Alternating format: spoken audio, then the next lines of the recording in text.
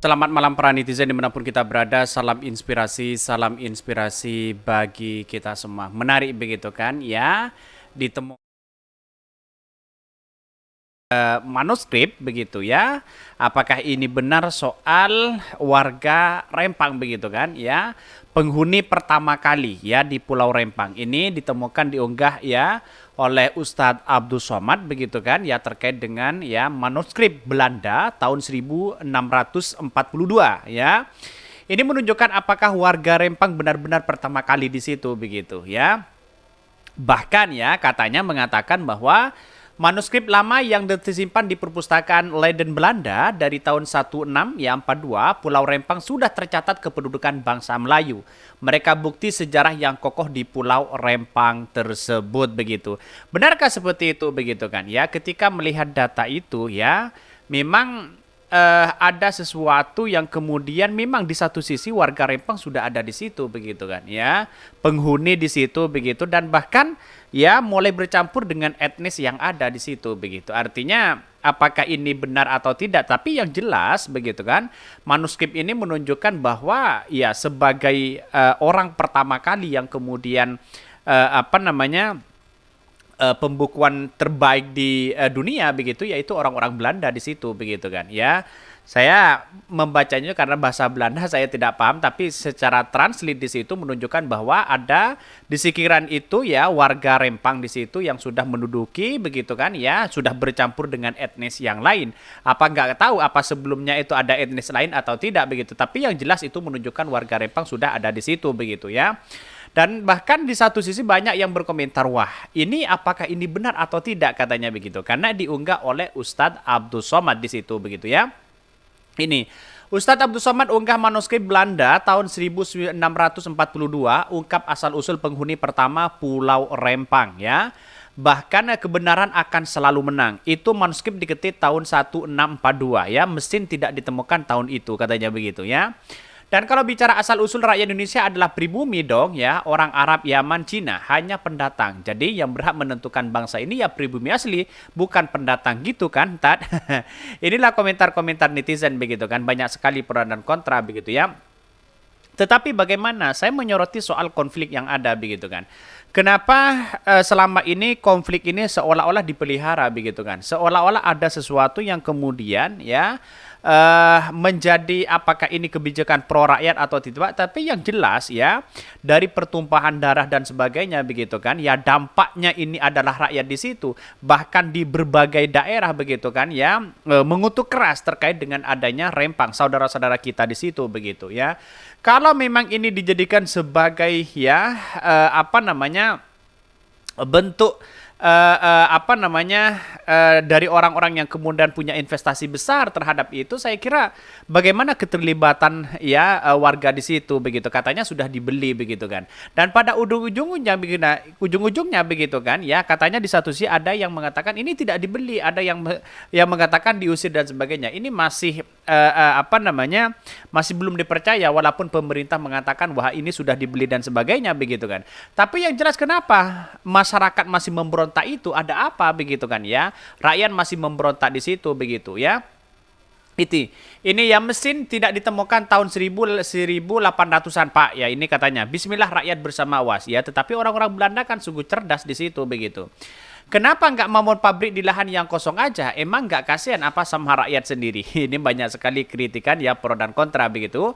Tetapi inilah soal kepentingan bagi para oligarki yang punya kepentingan besar terhadap bangsa kita. Saya kira seperti itu begitu kan ya. Karena ini katanya begitu ya, investasi yang sangat luar biasa ya. Dan ini didukung oleh beberapa aktor di belakangnya, katanya begitu ya.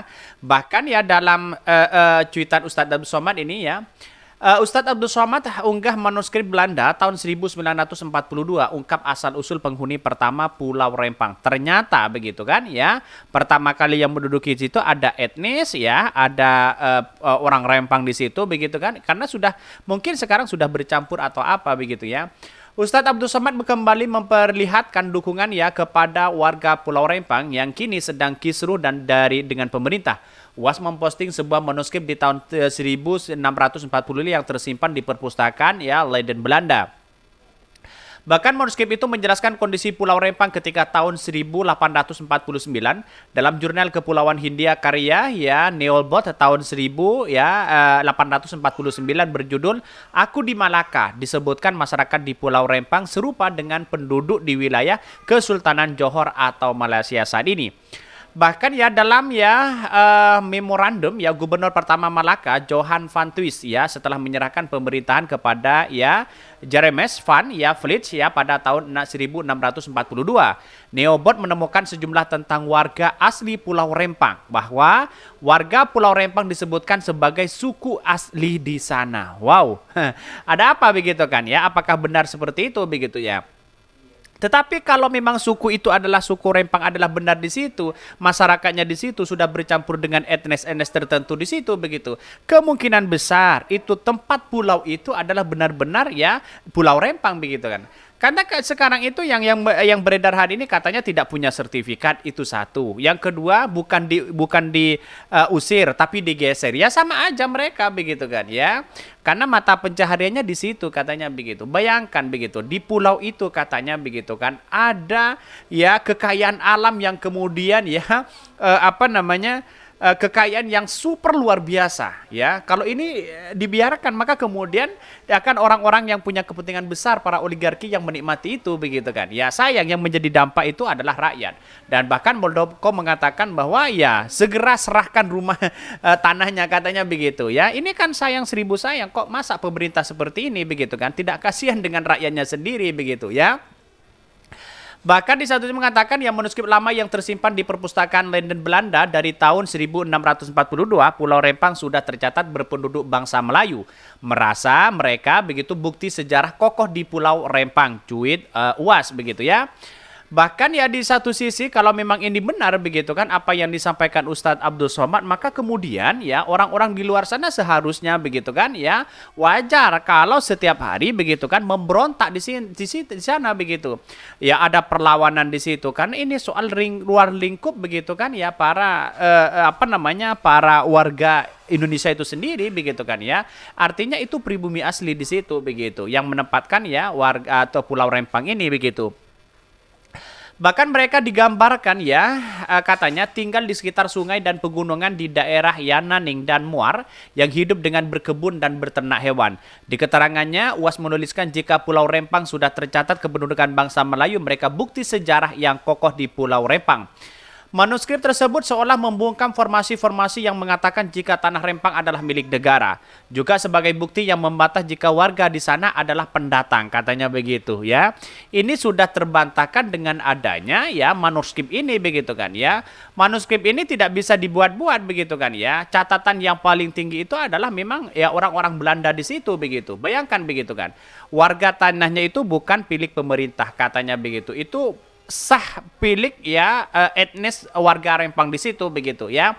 Dan sekarang sudah mungkin bercampur dengan suku begitu kan ya, dengan etnis tertentu di situ. Dan pada akhirnya memang benar dalam sejarah fakta yang saya lihat di situ. Tapi dalam hal ini kan bahasa Belanda begitu kan. Saya coba translate begitu kan satu-satu begitu kan.